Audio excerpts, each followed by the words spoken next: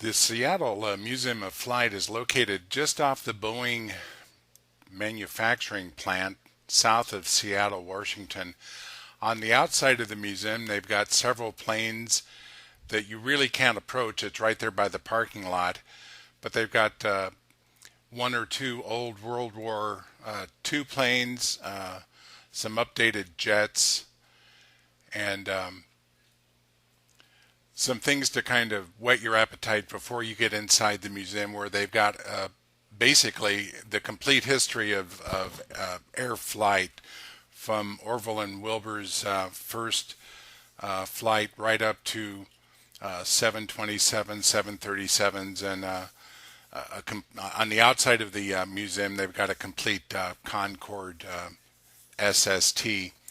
But as you're walking through the main doors of the museum, ceiling to floor is covered with these military private types of aircraft, right up to the Black Hawk, a US Air 727, 737 mock-up that you can actually walk on board and take a look at its configuration, a Ford tri-motor.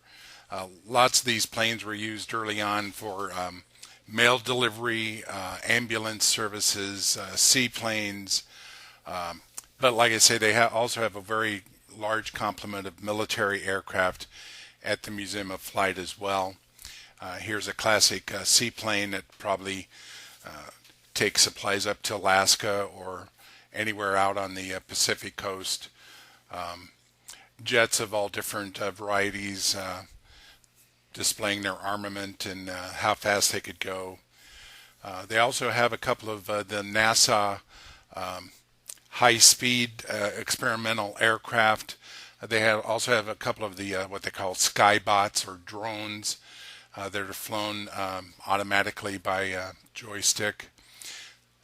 This looks like it's a relatively old prop. Two-seater. Blue Angels and Thunderbirds had a couple of their older jets on display here as well.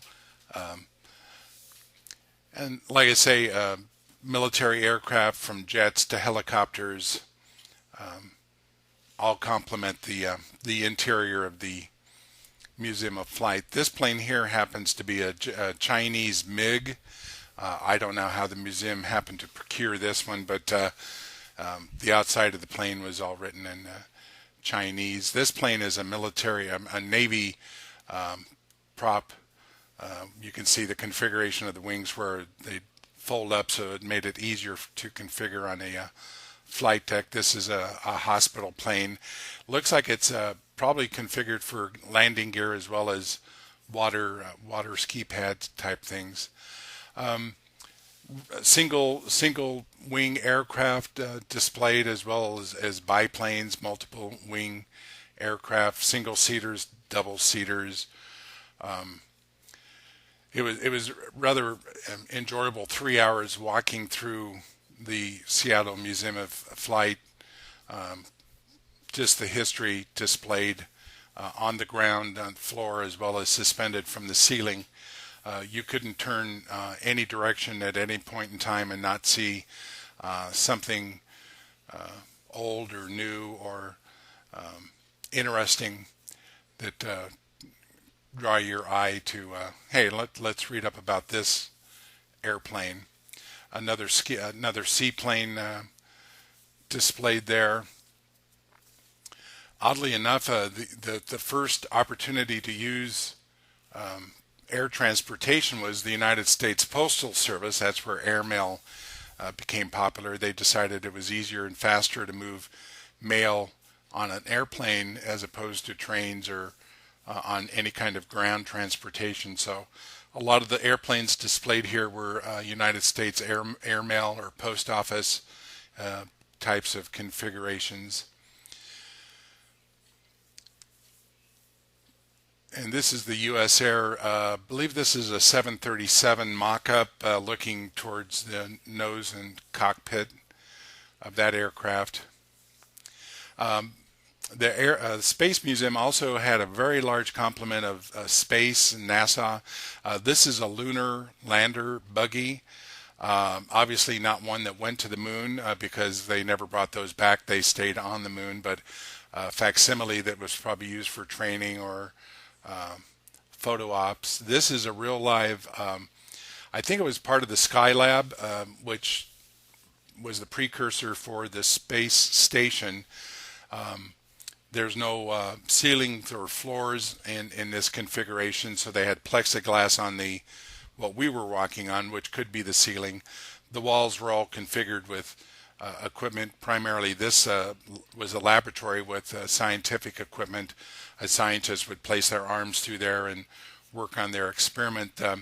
This panel has a 3.5 floppy drive there on the right side, which is rather antiquated.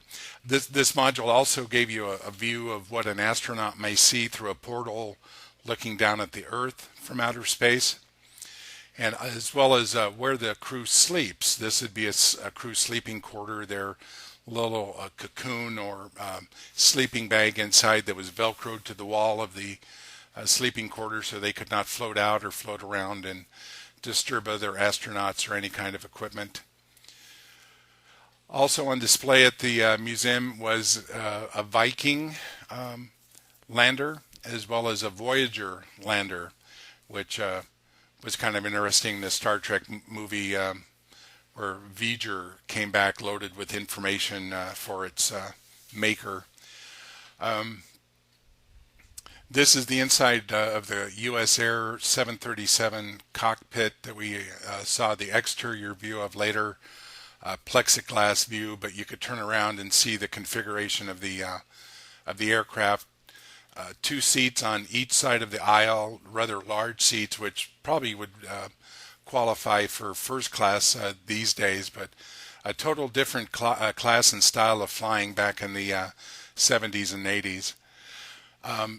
The museum also had a complete control tower where you could look at the entire runway at the Boeing manufacturing field. Here's another view of some of the planes displayed on the external side of the museum, but the runway is in use constantly to fly planes into and out of the Boeing assembly plant.